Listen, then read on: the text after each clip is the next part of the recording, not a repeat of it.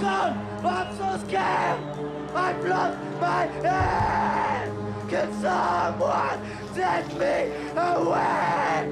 Right here, right now. Arrête, arrête, putain, arrête. Allez, viens. Tu vas voir si je t'attrape. Arrête. Vincent, Julien. Julien, Vincent. Bonjour. Bonjour. T'as parlé de ma mère. Ouais. Vous étiez proches? Vous vous entendez bien avec mon père?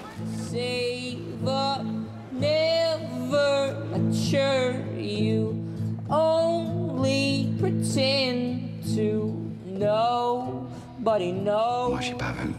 What's really going on?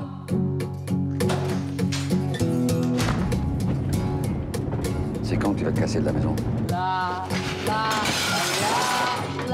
J'ai l'impression d'être un clochard qui fait la manche, tout ça pour avoir un jetel de son père, putain.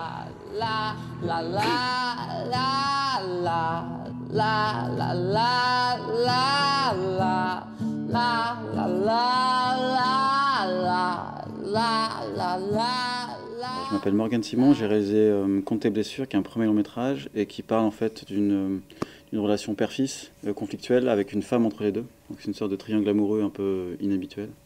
Et autour de ça, va y avoir de la musique rock alternative que j'aime bien, que je connais bien. Il y a des tatouages, où il y a de la musique lourde.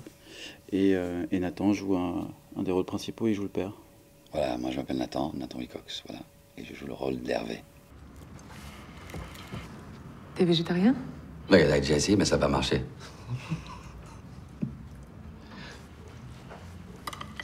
Il a des lubies comme ça. Il commence quelque chose, mais il ne termine pas. Il avait ça avec le foot, il a commencé, il n'a pas terminé. Le skateboard, pareil. Les tatouages, il ne finit pas. Alors, Comptes et blessures, il vient d'une expression anglo-saxonne qui s'appelle Count Your Blessings, qui est tatouée sur le torse de Kevin, enfin du personnage interprété par Kevin, et qui signifie voir la vie dans ce qu'elle nous a apporté de bon. Blessings étant voulant dire bienfait. Et Comptes et blessures, du coup, c'est l'inverse. C'est voir la vie comme une forme de lutte. Et Count Your Blessings, c'est le titre d'un album de Bring Me the Horizon plutôt, qui est un groupe assez important de cette scène musicale et dont le personnage principal est fan dans le film.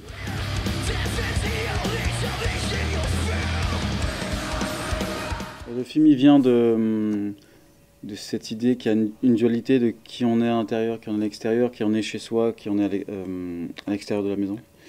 Des problèmes familiaux et comment les frustrations de ces problèmes-là, de la difficulté à communiquer, on va pouvoir les expulser ailleurs et dans le film, c'est par la musique.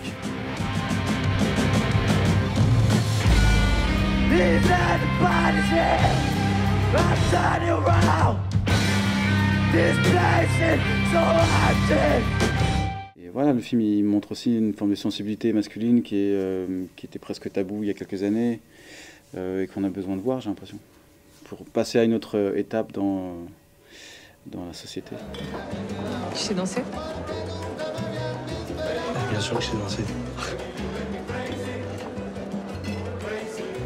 Vas-y, fais rap.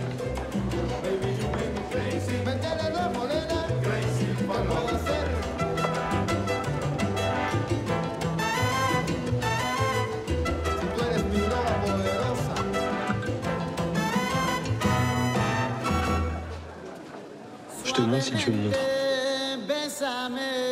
Tu vas avoir la honte. Ah bah ça fait bien longtemps que j'ai plus la honte, hein, de rien du tout. Kevin, c'est quelqu'un d'extraordinaire. Enfin, il est là dans le moment, dans l'organique en fait. Et là-dessus, on s'était déjà rencontrés dans des tests en fait sur une plateforme d'émergence.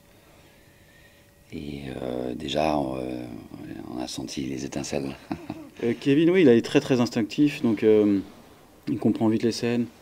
Il se met tout de suite à la place du personnage et il connecte à lui-même aussi très vite.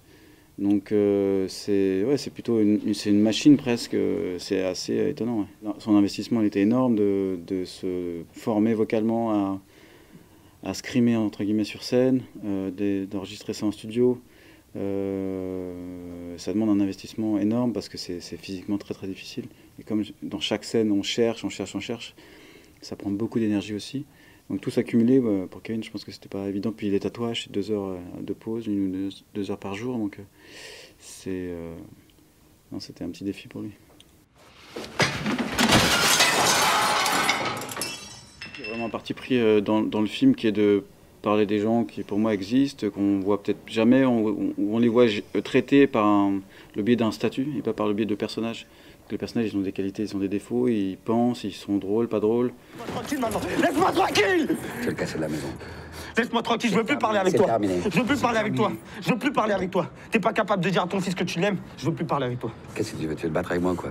C'est ça que tu veux? C'est ça que tu veux? Non, parce que moi j'ai du respect pour toi. Ah ouais. Tu vas te casser la maison, tu vas faire ta valise. D'accord? Moi, je voulais absolument que, voilà, quand on voit les cités, que ça soit en fait, ça soit pas non plus la zone. Les HLM, voilà, l'intérieur d'un HLM, il y a de la couleur, il y a des gens qui vivent, ils ont de la personnalité. Tout le monde n'est pas déprimé de vivre. Voilà, il y a des millions de gens qui vivent là, et je trouve ça très réducteur pour en plus moi ayant vécu la moitié de ma vie dans les cités, de voir des choses là encore qui sont singées par rapport à la réalité et pas se sentir représenté au cinéma comme on peut ne pas l'être parfois aussi en politique. Juste représenter ce que je connais.